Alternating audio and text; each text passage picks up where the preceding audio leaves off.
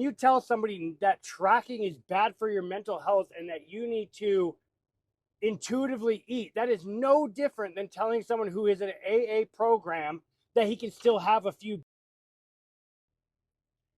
Welcome back to the channel. I apologize for any noise from the semi, but this is a rant and I figured I might as well make a video on it because a lot of people could probably learn from this, and it is irritating as all hell and it pisses me off. And anyway, I just wanted to talk about it and get it off my chest, and I figured why not turn it into a learning thing.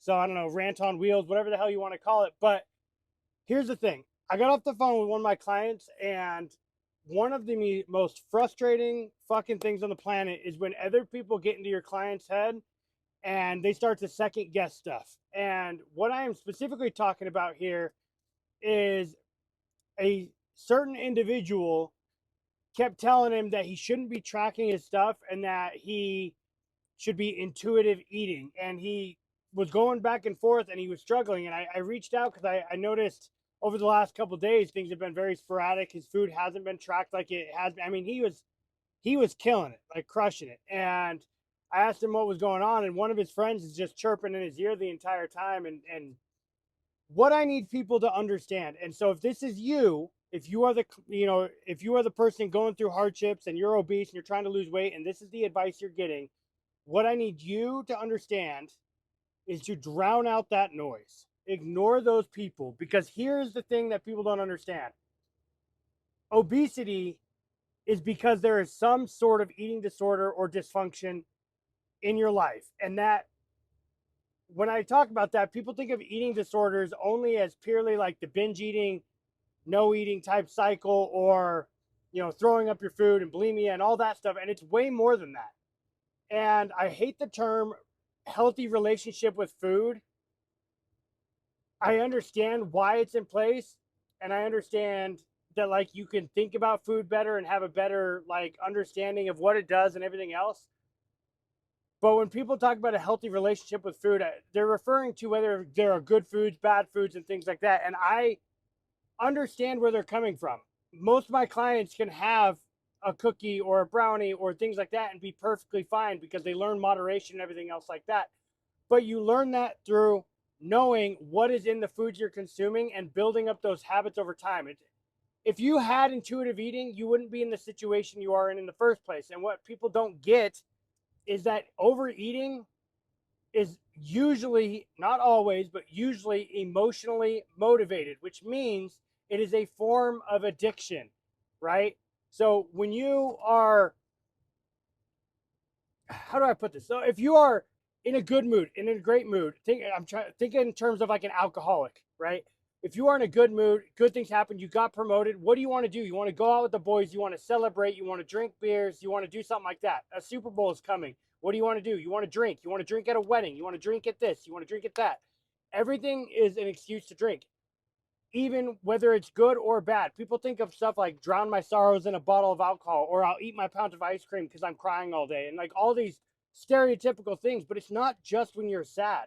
When you are addicted to something, if it is your vice, if it is your crutch, you are going to use that anytime you get a chance to celebrate, because you're bored, because you're depressed, because you haven't slept enough. Your mind is automatically going to default to that thing that you are addicted to.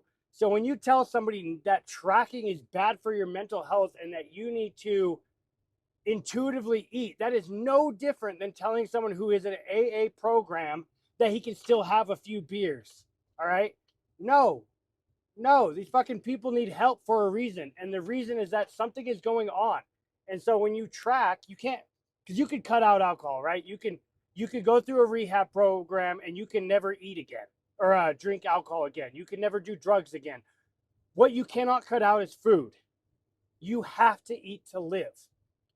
Now, that is where fad diets come in, because then people cut out all their carbs and and go carnivore or keto, or they'll do the opposite and they'll cut out all their fats and they'll do high carb, high protein, or some people go real crazy and they only eat protein. And they're just as much as they can.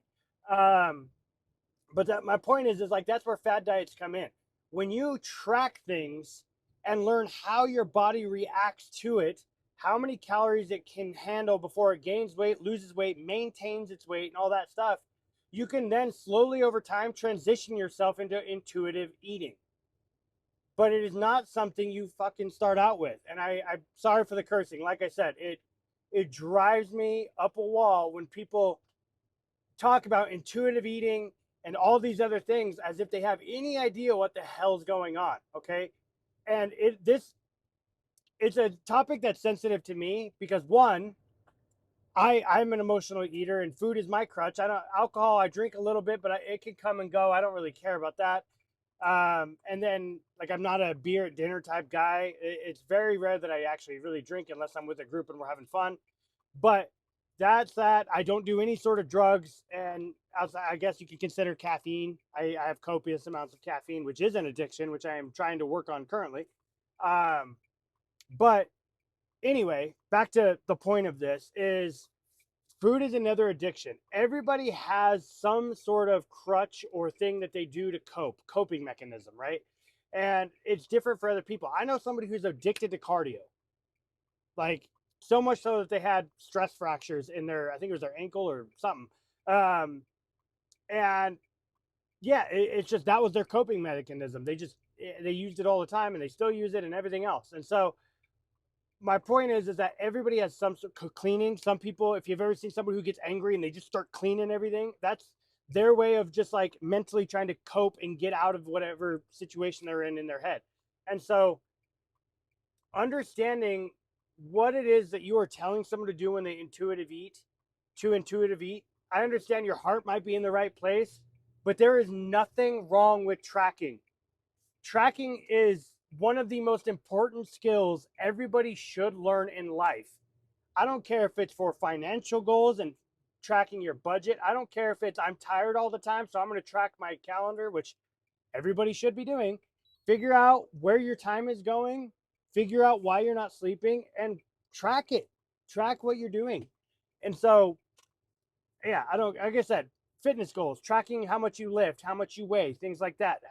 Nutritional goals, figuring out how much you eat, how much you expend, all that stuff. Business goals, how much do you spend, how much do you make? All these things are forms of tracking that you should be using. But in this case, I'm specifically talking about tracking food and output, right? And so, yeah, okay. I think I'm going to wrap it up here because I've gone on for a long time and I'm, like I said, I'm driving the semi. I don't even know if you guys can hear me. I've got the mics. I'm hoping you can. But all I'm trying to convey here is if you are somebody who is struggling and somebody tells you, gives you advice, I'm not saying don't listen to them, but figure out what their credentials are, especially if you're already paying someone. If you are paying someone to get you from point A to point B, listening to outside noise is just going to have you zigzagging all over the goddamn alphabet. Just go from point A to point B, listen to the coach. If you're not getting where you're going, find a new coach, do something. But my honest bets is that if you're spending money on a coach, you're probably going to see better results than if you're spending money on almost anything else, whether that's supplements or whatever. Like the rest of it, just the fastest way to anything is to find a mentor. We'll just put it that way. And unfortunately, most mentors in today's day and age do not come free. So find a coach. And I'm not saying me. It'd be great if it's me. But if anything, if the biggest takeaway from here is don't listen to the outside noise. Do what you're supposed to be doing. That's it. Fuck everything else. You're doing great. Keep it up. Track. Learn how to track. I'm going to make a video on it. I'm so behind on videos. It's been a chaotic few weeks. We went on vacation. The whole house got sick. Well, mainly my kids, but I mean, that affected everybody, throwing up and everything. And just between everything going on and coaching clients and my, driving the semi and doing the truck job and all that, I had to prioritize. And unfortunately, video and content, although for my long-term goal is probably the number one thing I should be focusing on, is learning how to get better at this, not ranting while I'm driving a semi where you guys can't hear me. But it is, for right now, it has to be the backseat, right? Family and primary job has to come first. And I want this to eventually become my primary job, but you got to build up to that. And I'm going to work on it. But yeah, I've got a lot of updates. I'm not going to post every single day because, again, I've been weighing myself every day. My weight's been going the right direction. I'm down over 10 pounds now. And I'm less than a month. Um, but yeah, it just, life stacked up. So what I'll probably do is I'll do one video on Sunday, catching everybody up to speed on where I'm at with everything. And it's not going to be a walking video. I've been trying to learn during this. I've been listening to stuff on how to do better videos and content and stuff. So I'll actually have some presentations explaining what it is that I did over the last few weeks and everything else. And then that's how I'm going to do my Sunday check-in videos, is actually sitting down, showing you guys in the apps like what it is that I'm doing, my progress, maybe even go over some of my clients' progress. I've got a guy named Sean who's just down over 10 pounds in 3 weeks, less than 3 weeks. Things like that. So I got some fun stuff that I think is planned, and hopefully you guys learn from them. And I figure worst case scenario, I'm really enjoying this ride, even though I haven't done it in a couple weeks. And I hope you guys are learning while I'm enjoying it.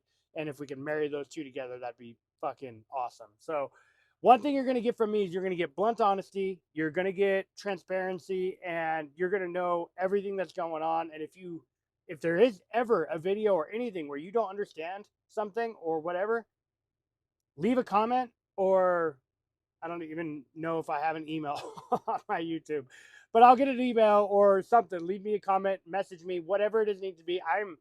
Especially when it comes to stuff like that. Like if it's just like one-off questions and everything, and I'm not having to donate, 20 minutes, 30 minutes of my already very limited time, then I will absolutely do whatever I can to help you.